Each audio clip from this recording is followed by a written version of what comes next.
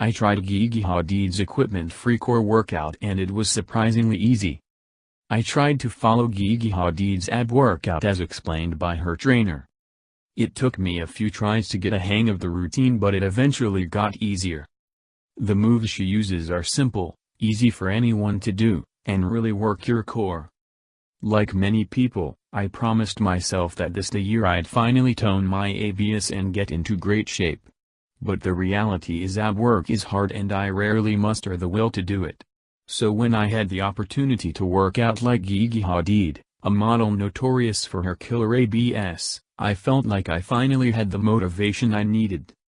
First things first, I did some research into what exactly Hadid does to stay in great shape.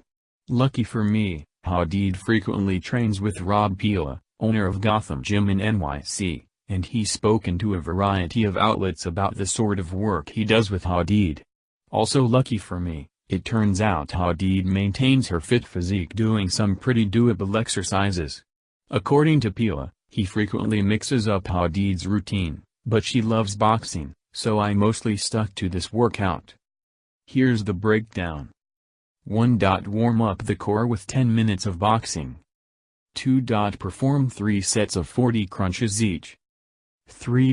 Raise your heart rate with 10 minutes of boxing. 4. Perform 3 sets of 40 bicycle crunches each, kicking each leg out once per bicycle. 5. Box for another 10 minutes. 6.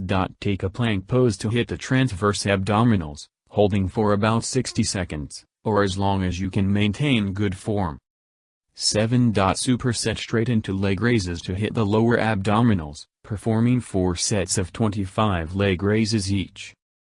Day 1, it was actually not as bad as I thought it would be, though I hesitate to say it was easy.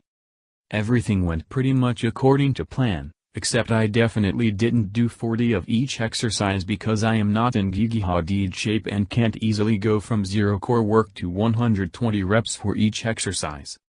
Instead, I did 30, 35, and then 40 repetitions of both types of crunches, although I will say, I had to take some big breaks during the bicycle crunches because those are not easy.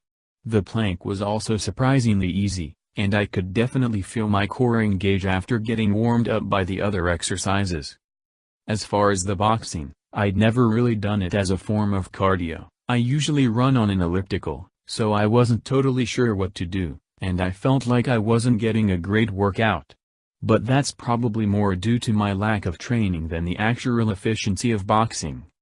All in all, it was definitely a tough workout but not as bad as I thought a Hadid routine would be. Day 2, I started to feel incredibly sore. I repeated the same workout on day 2 and it went mostly without a hitch. Once again, I didn't do 40 repetitions of each exercise every time, and instead did 35, 40, and 40, progress.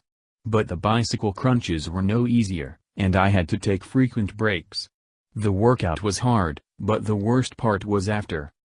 I must have hit the punching bag the wrong way because my right hand was in such pain all day that I could barely write with it. As the day went on, my entire body, especially my core, also started to feel incredibly sore. I took it as a sign that I was really putting it to work. Day 3, I took a much-needed rest.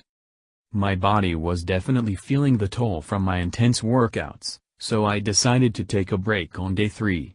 After all, Pila said Hadid does her core work 4 days a week, so as long as I got in another 2, I'd still be sticking to the Hadid regimen. Day 4, I tried my hand at jumping rope. By day 4, my body felt a lot less sore but my hands still hurt from hitting the punching bag, so I skipped it and jumped rope to get in my cardio instead. Pila said this is another cardio exercise that's a good swap for boxing.